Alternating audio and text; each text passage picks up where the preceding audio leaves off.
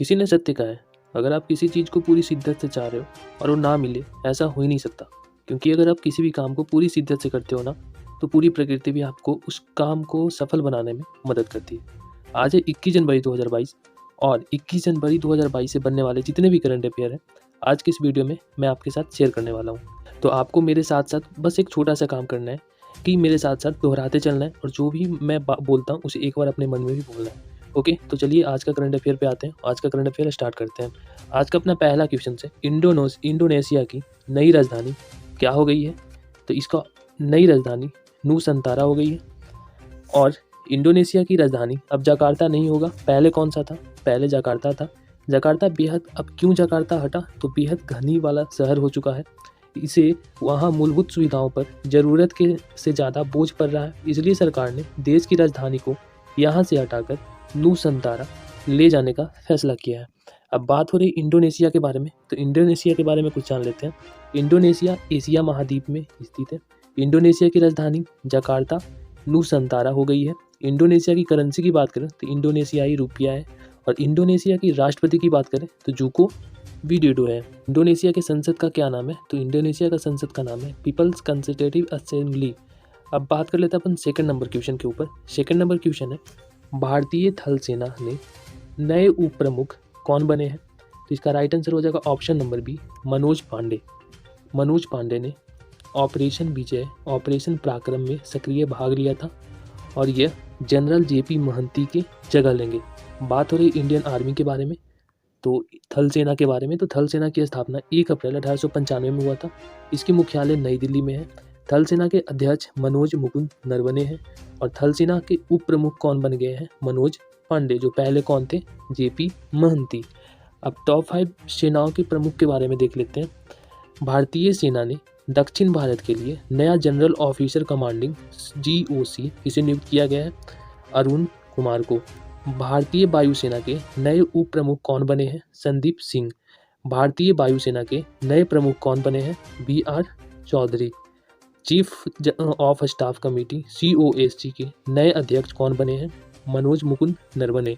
भारत के नए नौसेना प्रमुख कौन बने हैं? R हरि कुमार। नेक्स्ट अपन बात कर लेते हैं थर्ड नंबर क्वेश्चन के ऊपर। और थर्ड नंबर क्वेश्चन है, किस स्पेस एजेंसी ने 49 स्टारलिंक उपग्रह को लॉन्च किया है? तो इसका राइट आंसर हो जाएगा option number C, SpaceX. SpaceX ने 49 स्टारलिंक उपग्रह के फाल्कन 9 रॉकेट पर फ्लोरिडा के कैनेडी के स्पेस सेंटर में नासा के लॉन्च कॉम्प्लेक्स 39A से उड़ान भरी है। अब बात हो रही है स्पेस एक्स के बारे में, तो स्पेस एक्स के बारे में बात कर लेते हैं। ये एक अमेरिकी कंपनी है। इसकी स्थापना 6 मई 2002 को हुई थी। मुख्यालय इसका कैलिफोर्निया USA में है। अध्यक्ष इसके गवनी शॉर्टवेल है और संस्थापक कौन है? Elon Musk. नेक्स्ट बात कर लेते हैं अपन 4 नंबर क्वेश्चन की। और 4 नंबर क्वेश्चन है, किस देश के वैज्ञानिकों ने धरती पर कृत्रिम चंद्रमा का निर्माण कराया है? तो इसका राइट आंसर हो जाएगा ऑप्शन नंबर बी, चीन। और इस बार क्या बनाया है? तो कृत्रिम चंद्रमा, और कुछ दिन पहले कृत्रिम सूर्य का भी निर्माण किया था, चीन के द्वारा किया गया था। धरती पर ही चंद्रमा के अध्ययन और बेहतर करने के उद्देश्य से चीन ने एक कृत्रिम चंद्रमा का निर्माण किया है। इससे पहले चीन कृत्रिम सूर्य का निर्माण भी कर चुका है। इस कृत्रिम चंद्रमा के माध्यम से वैज्ञानिक वहां के वातावरण की स्थितियों और पर्यावरण के हिसाब से नए उपकरण की जांच और भविष्य के अभियानों की तैयारी कर सकेंगे।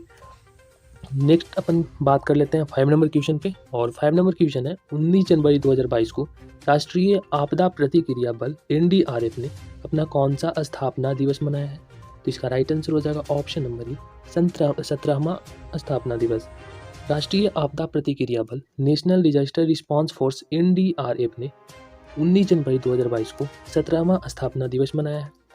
NDRF का फुल फॉर्म होता है नेशनल डिजास्टर रिस्पांस फोर्स, राष्ट्रीय आपदा मोचन बल हिंदी में होता है। NDRF की स्थापना 19 जनवरी 2006 को हुई थी। मुख्यालय इसका नई दिल्ली में और महानिदेशक अतुल करवाल है। NDRF का मोटो है आपदा सेवा सदैव, आपदाओं से बचना, आपदाओं से बचने में लोगों की मदद करना। अब अपन 6 नंबर क्वेश्चन पे आ जाते हैं। सर्वश्रेष्ठ फीफा फुटबॉल पुरस्कार 2021 में सर्वश्रेष्ठ फीफा पुरुष खिलाड़ी का पुरस्कार किसे मिला है? तो इसका राइट आंसर हो जाएगा option number D, Robert Lewandowski को। रॉबर्ट लेवांडोस्की ने लगातार दूसरी वर्ष के लिए सर्वश्रेष्ठ फीफा पुरुष खिलाड़ी का पुरस्कार जीता है। आयोजन स्थल इसका ज्यूरिख स्विट्जरलैंड में। नेक्स्ट अपन बात कर लेते हैं, विजेताओं की बात हो रही है तो कुछ अन्य विजेताओं के बारे में देख लेते हैं। सर्वश्रेष्ठ फीफा पुरुष खिलाड़ी रॉबर्ट लेवांडोव्स्की को मिला है, जो कि पोलैंड के हैं। आयोजन कहाँ हुआ था, ये स्विट्जरलैंड में। सर्वश्रेष्ठ फीफा महिला खिलाड़ी अलेक्सिया पुटेलस स्पेन के हैं। सर्वश्रेष्ठ फीफा पुरुष गोलकीपर एडवर्ड मेंडी सेनेगल के हैं। सर्वश्रेष्ठ फीफा महिला goalkeeper Christiane Endler Paris Saint Germain Lyon Chile के हैं। सर्वश्रेष्ठ फीफा पुरुष कोच थॉमस टेचेल जर्मनी के हैं। सर्वश्रेष्ठ फीफा महिला कोच एमा हिंस इंग्लैंड के हैं। FIFA fair play award Denmark की राष्ट्रीय फुटबॉल टीम और चिकित्सा कर्मचारी को मिला। एक उत्कृष्ट कैरियर उपलब्धि के लिए फीफा विशेष पुरस्कार क्रिस्टियन शेक्सपियर महिला और पुरुष में क्रिस्टियानो रोनाल्डो को मिला। नेक्स्ट अपन बात कर लेते हैं 7 नंबर क्वेश्चन के ऊपर, और 7 नंबर क्वेश्चन है, किस देश ने पहली बार यातायात के लिए अपना इन्फिनिटी ब्रिज खोला है? तो इसका राइट आंसर हो जाएगा ऑप्शन नंबर ए दुबई। दुबई संयुक्त अरब अमीरात में प्रतिष्ठित इन्फिनिटी ब्रिज को औपचारिक रूप से पहली बार यातायात के लिए खोला गया है। इसका डिज़ाइन इन्फिनिटी के लिए गणितीय चिन्ह ऐसे जो होता है जिसका जैसा दिखता है, और यह ब्रिज 300 मीटर लंबा 22 मीटर चौड़ा है। अब बात हो रही संयुक्त अरब अमीरात की, तो संयुक्त अरब अमीरात के बारे में देख लेते हैं। ये एशिया महाद्वीप में स्थित है। इसकी राजधानी अबू धाबी है। इसकी करेंसी यूएई दिरहम है। यहाँ के राष्ट्रपति शेख खलीफा बिन जायद अल नाहयान है। यूएई के शहर दुबई में अंतर्राष्ट्रीय क्रिकेट परिषद आईसीसी का मुख्यालय है। दुनिया की सबसे ऊंची इमारत बुर्ज खलीफा, जिसकी लंबाई 829.8 मीटर है, ये कहाँ? यूएई संयुक्त अरब अमीरात में स्थित है। कोयले से बिजली बनाने वाला पहला अरब देश कौन सा है? यूएई बना है। आईपीएल 2020 का आयोजन यूएई देश में किया गया है। यूएई का सर्वोच्च नागरिक सम्मान ऑर्डर ऑफ जायद किसे मिला है? तो भारत के प्रधानमंत्री हमारे पीएम नरेंद्र मोदी को। नेक्स्ट अपन बात कर लेते हैं 8 नंबर क्वेश्चन के ऊपर, और 8 नंबर क्वेश्चन है, किस देश ने अपना पहला समुद्री डोमेन जागरूकता उपग्रह तारामंडल लॉन्च किया है? तो इसका राइट आंसर हो जाएगा ऑप्शन नंबर सी दक्षिण अफ्रीका। दक्षिण अफ्रीका ने पूरी तरह से अफ्रीका उप महाद्वीप में विकसित अपना पहला उपग्रह तारामंडल लॉन्च किया है। यह छोटे उपग्रह विकास में एक अफ्रीकी नेता के रूप में दक्षिण अफ्रीका की स्थिति को मजबूत करेगा। बात हो रही है रॉकेट लॉन्च की, तो दूसरे देशों की रॉकेट लॉन्च को देख लेते हैं। आगरा A5 रॉकेट को किस देश के द्वारा लॉन्च किया गया है? रूस के द्वारा। इनमारसैट 6F1 एक संचार उपग्रह लॉन्च को किस देश के द्वारा लॉन्च किया गया है? जापान के द्वारा। किस देश ने संचार उपग्रह जॉक्सिंग 1D को लॉन्च किया है? चीन। किस देश ने सैन्य संचार उपग्रह सिराक्यू 4A को लॉन्च किया है? फ्रांस। किस देश ने अपना पहले स्वदेशी अंतरिक्ष रॉकेट नूरी का प्रशिक्षण किया है? दक्षिण कोरिया। नेक्स्ट अपन बात कर लेते हैं 9 नंबर क्वेश्चन के ऊपर, और 9 नंबर क्वेश्चन है, किस प्रौद्योगिकी मंच ने जागरूकता वोटर अभियान को शुरू किया है? इसका राइट आंसर हो जाएगा option number C Twitter. Micro blogging platform Twitter ने जागरूकता वोटर अभियान शुरू किया है। इसका उद्देश्य नागरिकों को वोट देने से पहले सही ज्ञान के साथ सशक्त बनाना है। उद्देश्य इस पहल की श्रृंखला का उद्देश्य मतदाताओं को वोट देने के लिए जागरूक करना है। अब बात हो रही है ट्विटर की, तो ट्विटर की स्थापना जो है 21 मार्च 2006 को हुआ था। सोशल नेटवर्किंग साइट है ट्विटर। इसका मुख्यालय कैलिफोर्निया यूएसए में है, और इसके सीईओ हाल ही भारत मूल निवासी पराग अग्रवाल को बनाया गया है।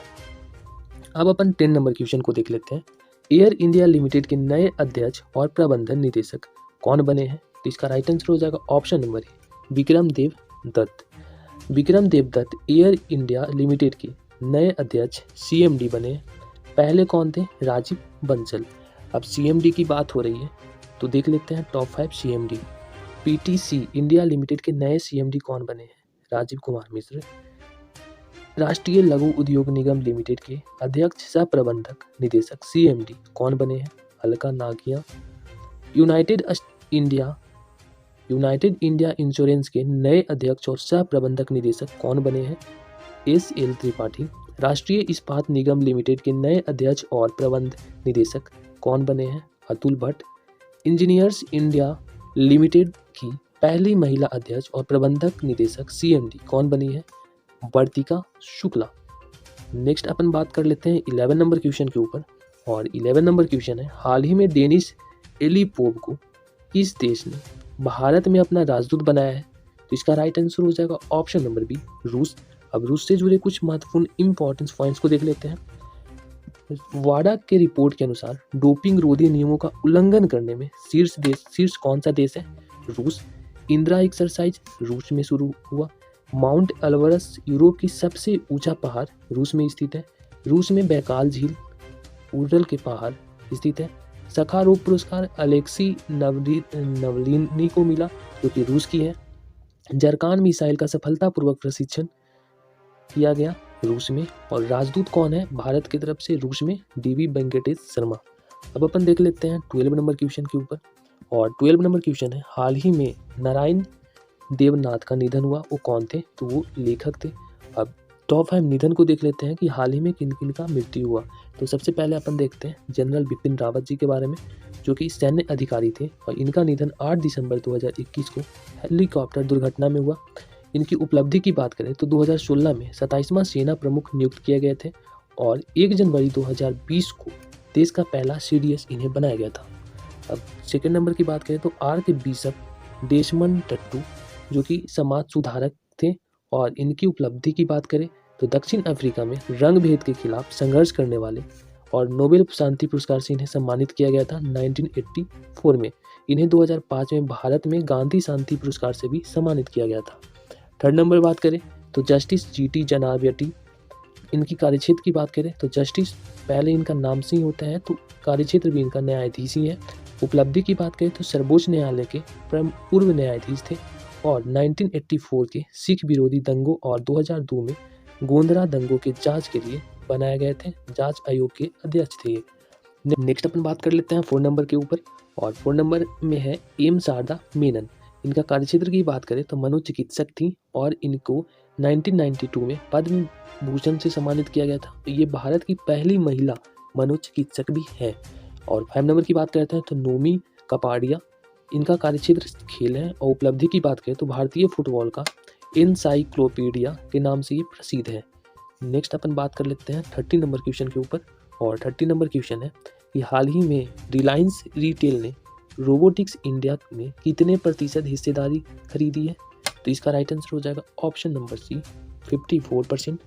और इससे जुड़े कुछ इंपॉर्टेंट पॉइंट को अगर के बारे में बात करें तो मुकेश अंबानी की अगुवाई वाली कंपनी रिलायंस रिटेल ने घरेलू रोबोटिक्स कंपनी एडवर्ब में 13.2 करोड़ अमेरिकी डॉलर, अगर रुपया में बात करें तो 983 करोड़ रुपया और 54% की हिस्सेदारी खरीदी। एडवर्ब टेक्नोलॉजी को फाउंडर कौन है? संगीत कुमार। 14 नंबर क्वेश्चन की बात करें तो हाल ही में UPI ऑटो पे शुरू करने वाली पहली दूरसंचार कंपनी कौन बन गई है? तो इसका भी राइट आंसर जियो हो जाएगा। National payment corporation of India और रिलायंस जियो ने घोषणा की है कि UPI ऑटो पे अब जियो के साथ टेलीकॉम इंडस्ट्री के लिए पेश किया गया है। UPI ऑटो पे का साथ जियो के एकीकरण में इसे NPCI द्वारा लॉन्च की गई है। अब इससे समझते हैं कि इससे जियो ग्राहकों को क्या प्रॉफिट होने वाला है। तो वैलिडिटी खत्म होने के बाद जियो यूजर्स को अब रिचार्ज की तारीख याद करने की ज़रूरत नहीं होगी। ग्राहकों द्वारा चुने गए जियो प्लान को निर्धारित तिथि पर स्वतः नवीनीकृत किया जाएगा। मतलब इसमें ओवरऑल देखा जाए तो जैसा कि ये होता है ना कि आपको मंथली बार बार रिचार्ज करना पड़ता है। अगर आप ऑटो जियो के जो एप्लीकेशन है, मोबाइल एप्लीकेशन है, उस पर जाओगे, वहाँ पे ऑटो पे का ऑप्शन आएगा। एक बार आपको प्लान सेलेक्ट करना है, और जैसे ही आप प्लान सेलेक्ट करके ऑटो पे कर दोगे तो आपका जैसे ही जब जिस तारीख को आपका रिचार्ज खत्म होगा उस तारीख को फिर से वो ऑटोमेटिक आपके अकाउंट से पैसे कट जाएंगे और वो रिचार्ज हो जाएगा। इससे आपको ये प्रॉफिट होगा कि आपको बार बार मंथली आपको रिचार्ज करना नहीं पड़ेगा। UPI के थ्रू आपके बैंक अकाउंट से सीधा वो कटता चला जाएगा और रिचार्ज होते चला जाएगा। तो ये था जियो का ऑटो पे NPCI और जियो के द्वारा लॉन्च किया गया है। नेक्स्ट अपन बात कर लेते हैं भारतीय राष्ट्रीय भुगतान निगम की स्थापना कब हुई थी? 2008 में। भारतीय राष्ट्रीय भुगतान निगम का मुख्यालय कहाँ है? तो मुंबई में। और भारतीय राष्ट्रीय भुगतान निगम के एमडी और सीईओ कौन है? दिलीप अस्पे। ये भी आपके एग्जाम पॉइंट ऑफ व्यू से काफ़ी इंपॉर्टेंस हो जाते हैं। हाल ही में श्रम मंत्रालय के अपर सचिव कौन बने हैं? तो इसका राइट आंसर हो जाएगा शशांक गोयल। शशांक गोयल को श्रम मंत्रालय के अपर सचिव नियुक्त किया गया है। अब सचिव के बारे में बात हो रही है तो देख लेते हैं। Department for promotion of industry and international trade, ministry of commerce का सचिव नियुक्त किए गए हैं। दिल्ली के विकास प्राधिकारी के उपाध्यक्ष कौन है? अनुराग जैन को ही department for promotion of industry and international trade की सचिव नियुक्त किया गया है। सहकारिता मंत्रालय के सचिव देवेंद्र कुमार सिंह को नियुक्त किया गया है। कौशल विकास और उद्यमिता मंत्रालय के सचिव राजेश अग्रवाल। अंतर्राष्ट्रीय परिषद सचिवालय गृह मंत्रालय के सचिव अनुराधा प्रसाद को बनाया गया है। ओके, तो आज का अपना इतना ही क्वेश्चन था, 15 क्वेश्चंस, एंड जो कि हम लोगों ने आज इस वीडियो में कंप्लीट किया। और जिन्हें भी इस क्वेश्चंस का फुल्ली प्रैक्टिस करना है टाइमर के साथ, तो हमारे टेलीग्राम ग्रुप का लिंक नीचे डिस्क्रिप्शन में दिया हुआ है, वहाँ से आप ग्रुप ज्वाइन कर सकते हो। वहाँ पे डेली 8 बजे मॉर्निंग में करंट अफेयर क्यों चलता है, जो कि इसी PDF से पूछा जाता है, तो आप वहाँ पे ज्वाइन कर सकते हो और आप अपनी तैयारी को जांच सकते हो कि आप अभी कितना रिकॉल कर पाए हो। और अगर वीडियो सही लगा हो तो लाइक कर देना, और डेली ऐसे अपडेटेड रहना चाहते हो करंट अफेयर के साथ, तो आप चैनल को सब्सक्राइब भी कर लेना। हम लोग डेली इस पे वीडियो बनाते हैं। ओके, तो बाय, टेक केयर एंड जय हिंद, जय भारत। मिलते हैं कल फिर हम यही टाइम पे इसी चैनल पे, तो चैनल को सब्सक्राइब कर लीजिएगा। जय हिंद।